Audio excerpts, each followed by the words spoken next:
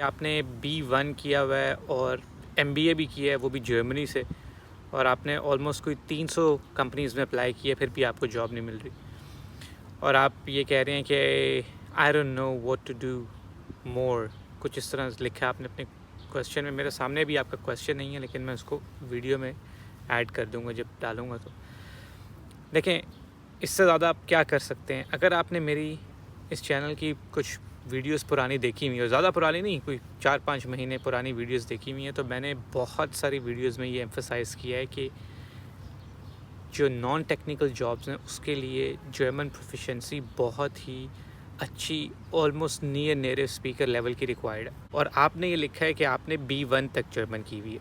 देखिए, B1 एक अच्छा लेवल है, लेकिन टू बी ऑनेस्ट B1 बिल्कुल भी जर्मन बिजनेस प्रोफिशिएंसी का लेवल नहीं है। ये एक ऐसा लेवल नहीं है जिसके अंदर आप day to day operations German language के अंदर हैंडल कर सकें, कॉम्प्लेक्स किस्म की ईमेल्स लिख सकें, अपने क्लाइंट्स के साथ जो कि नेटिव जर्मन स्पीकर्स हैं उनके अंदर बात कर सकें, अपनी प्रोडक्ट को प्रेजेंट कर सकें, उनके साथ उनके मसले जो हैं वो समझ सकें या उनको सोल्यूशंस बता सकें जर्मन लैंग्वेज के अंदर। आप इससे इमेजिन कर लें कि जो आपकी इंग्लिश है, अगर वो बिज़नेस फ्लुएंट है जिसके अंदर आप काम कर सकते हैं, तो क्या उस लेवल की या उसके करीब करीब आपकी जर्मन है B1 के साथ? वो नहीं है, क्योंकि B1 A1 होता है, A2 होता है, और उसके बाद B1 आ जाता है। तो बहुत सारे लोग तो मैंने ऐसे देखे हैं जो B1 तक तो वैसे ही इवन लैंग्वेज स्कूल में गए बगैर इंटरनेट पे जो ऑनलाइन मटेरियल अवेलेबल है उससे B1 कर लेते हैं। तो B1 उन लोगों के लिए अच्छा है जिन्होंने कम्प्लीटली इंग्लिश लैंग्वेज में काम करना है, और वैसे जर्मनी के अंदर डे टू डे जो उनकी एक्टिविटीज़ हैं उसके लिए उन्होंने जर्मन लैंग्वेज यूज़ करनी है। उसके लिए आप कह सकते हैं कि वो एक ठीक लेवल है, लेकिन जर्मन लैंग्वेज के अंदर इंटायरली काम करने के लिए B1 इज़ नॉट इनफ। सो आपने ये कहा है कि व्हाट टू डू मोर। तो पहली बात तो ये कि आपको पता है व्हाट टू डू मोर, वो ये कि आप अपना जर्मन लैंग्वेज के जो प्रोफिशिएंसी लेवल है उसको एटलीस्ट C1 C2 लेवल तक लेके जाएं। उसके बग़ैर नॉन टेक्निकल जॉब्स जो हैं वो मिलना यहाँ पे बहुत मुश्किल है।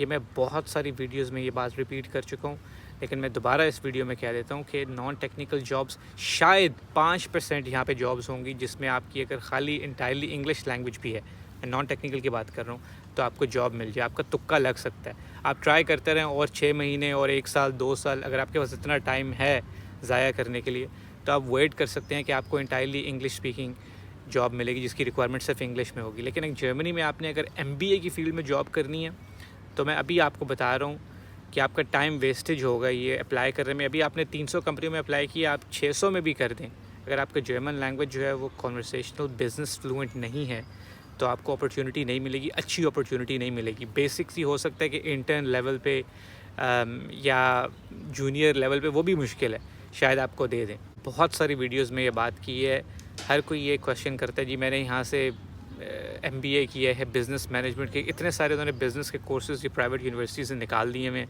अब मुझे जॉब नहीं आगे मिल रही।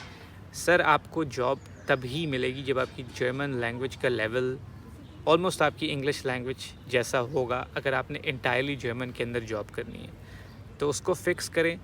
और अगर आपको लगता है कि आपका इंटरेस्ट नहीं है जर्मन लैंग्वेज में, या आपको मुश्किल लगती है C1 C2 तक जाने में, तब आपको फिर रिकन्सिडर करना होगा कि आपकी जो सिलेक्शन है कंट्री की एज जर्मनी, वो ठीक है या नहीं, उसके ऊपर आपको गौर करना पड़ेगा।